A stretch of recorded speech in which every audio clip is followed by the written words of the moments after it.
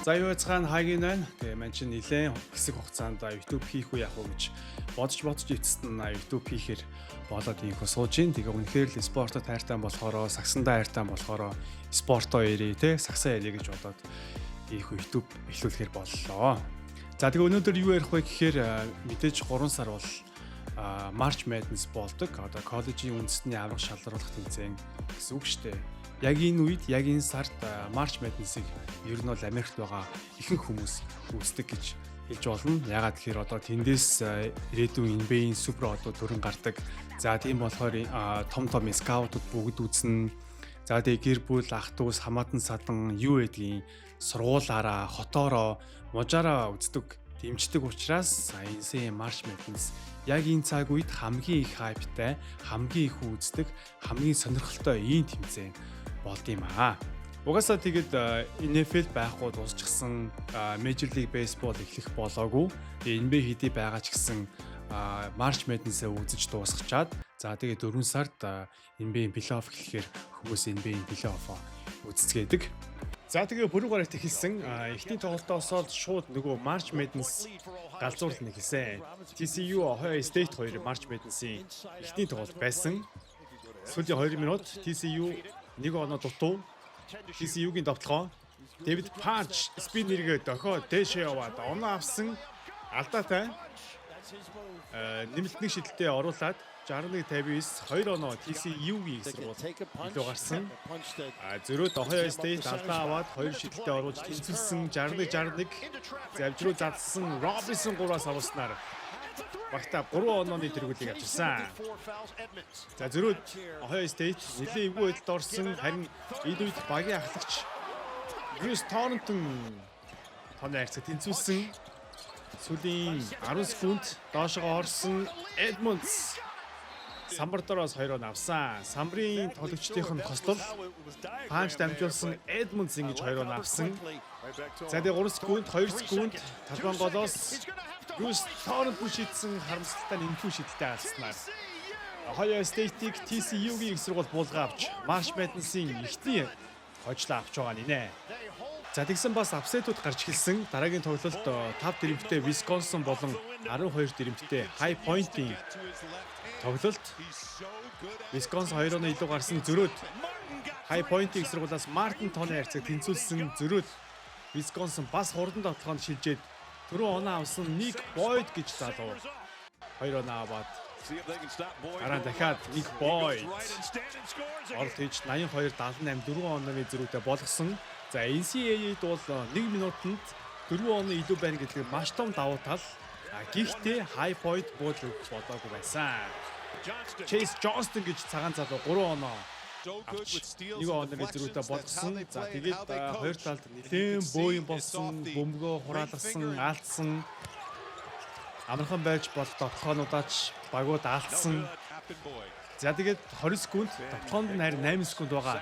Nick Boyd оролт хийсэн хаалгуулаад самбраас High Point аваад угшаага дамжуулсан Chase Johnston 2 оноо авч багтаа тэргүүлийг авчирсан. Энэ 2 оноо нь Chase Johnston-ы энэ удирдлийн авсан анхны 2 оноо ус юм байлээ.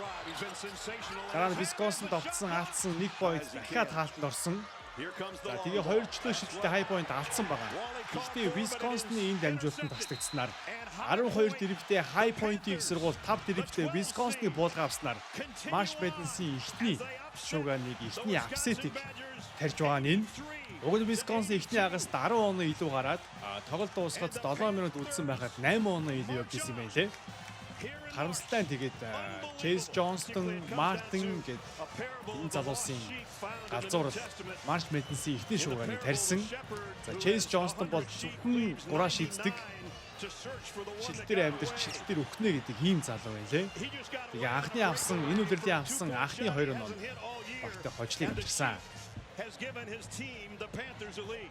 За тэгсэн чинь UK эсрэг бас асуудалд орсон. Тоглолтыг нэлээд эвгүй эхлүүлсэн. За тэгээ эхний хагаст бол 16 дэрэмтэй Siena Saints эсрэг бол 11 оноо илүү дуусгаад за тэгсэн хил мэдээлэл өстой бөө юм болсон. Өсөхийн аврах UK эсрэг бол асуудалд орлоо. Бүүсрийн ихрүүд ингээд мултрахнуудыг гэх мэтчлэн хил мэдээлэл бол шуугсан. За тэгээ 2 дугаар агаст их сонирхолтой өрсөлдөөн болж алдалцаж эцэст нь 71-65-аар 6 оноогоор Дьюк хожиж тэмцээний өрсөлдөхөр болсон.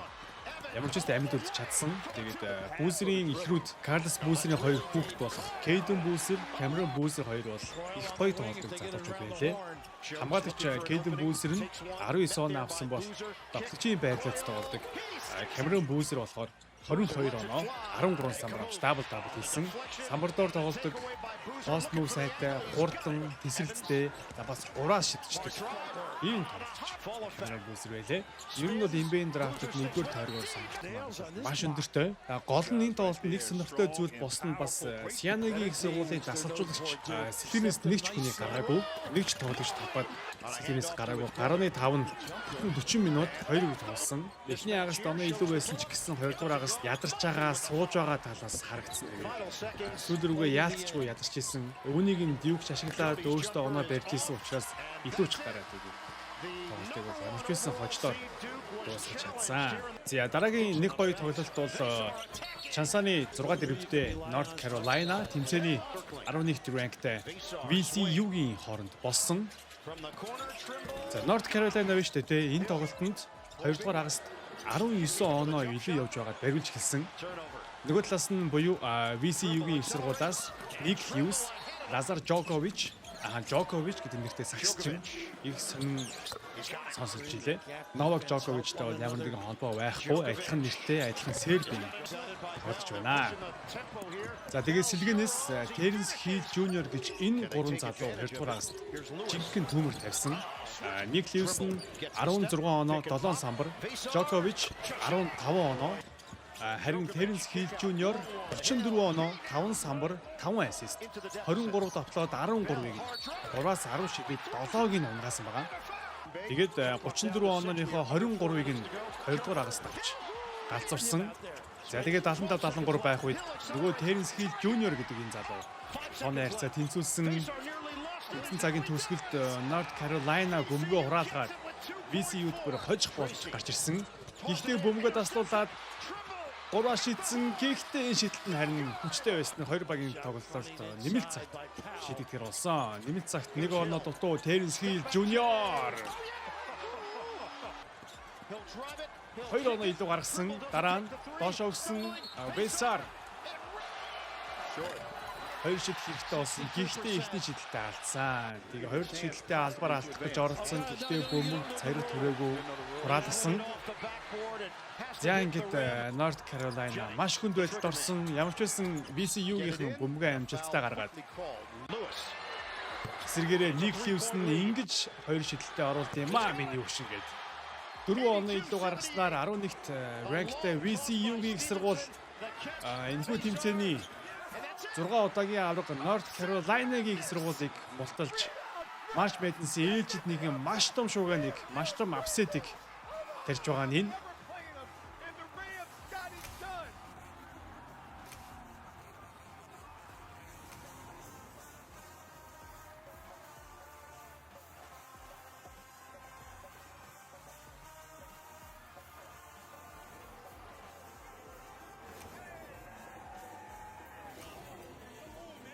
Эхний өдрийн сүүлийн ярих тоглолт бол 6-д ранклэгдсэн BYU болон 11-д ранклэгдсэн Texas-ийн сургуулиудын хооронд болсон тоглолт байна.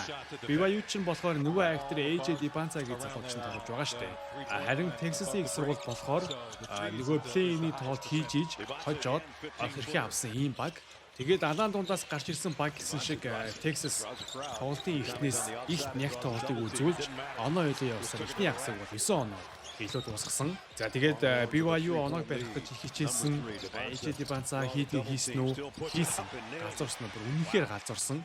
Гэхдээ эцэст нь 70-71-ийн харьцаатай Texas хожиж бас нэгэн апсетийг гаргасан.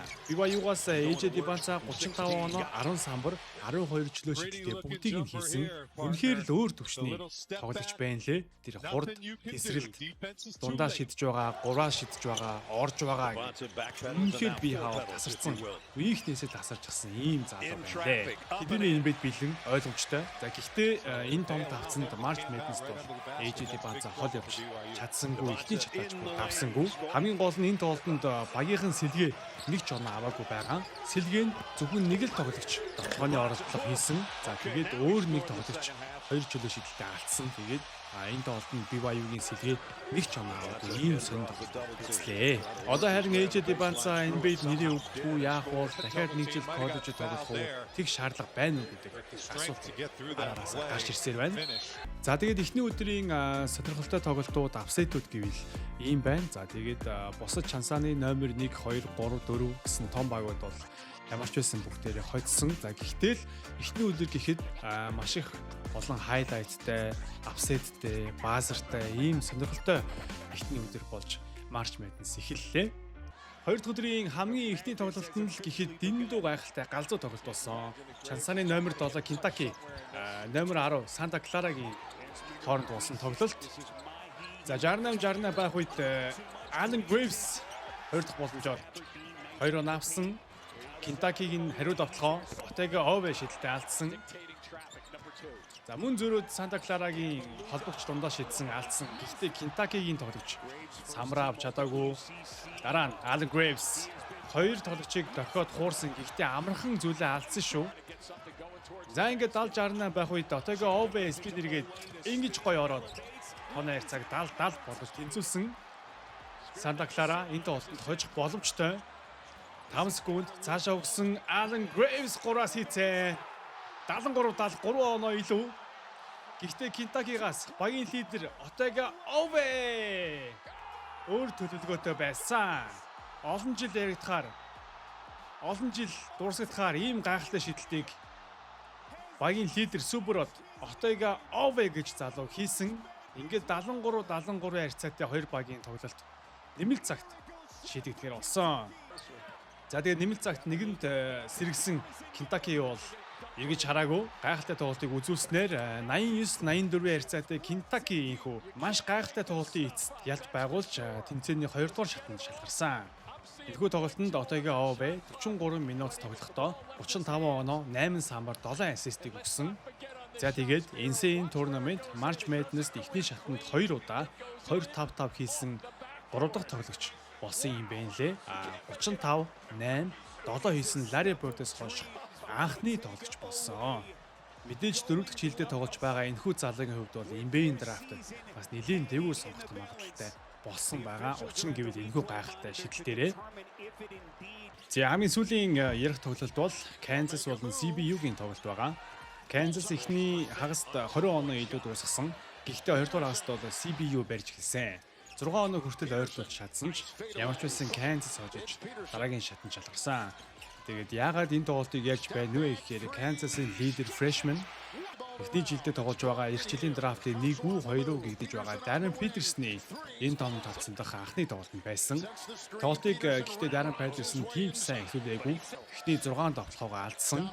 Гэхдээ өөрийгөө ямар тоглож вэ гэдгийг бол дараа нь харсан. Халж эхлээд л өстой оноог түүсэн. 28 оноо авч тоглолтыг дуусгасан. Оноох чадвар бол үнэхээр яалтчгүй өөр төвчнөх өндөр төвчний тоглогч байлаа. Гэхдээ энэ тоглолт дуусаад драфтын тэргүүн болох магадлал AJ Dybantsa-гийн талд бол хэлбэгээд хийсэн гэж хэлж болно.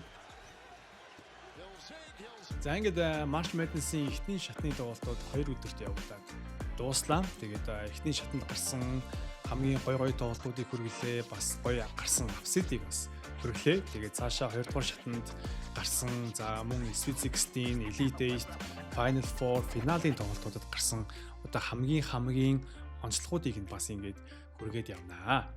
Тэгээд March Madness дуусахаар мэдээж NBA лүг орно, NBA плей-офф эхлэх өгч чинь. NBA плей-оффт юу болов, өмнө юу болж ив гэд гоё зүйлүүдийг бас ярихаар бэлдсэн байгаа. Тэгээд YouTube-ээрээ меншин бол ер нь тэгж спорт ярихдаа дүн шинжилгээ хийгээд байхгүй, анализ хийгээд байхгүй, ер нь өмнө юу болж ив, одоо юу болж байна гэд сонирхолтой зүйлүүдийг ярихаар ер нь бол хичээх болно. Тэгээд микрофоны урд суугаагүй нэлээд уудсан байна, камерны урд суугаагүй нэлээд уудсан байна. Бас эхэндээ нэлээд сандарлаа. Бас нэлээд ч юм боллоо бичих гэж. За тэгээ хамт хэлсэн та бүхэндээ баярлалаа. Тэгээд манийга намайг дэмжээрэй. Тэгээд дараагийн бичлэгээрээ тун удахгүй уулзъя. Баяртай.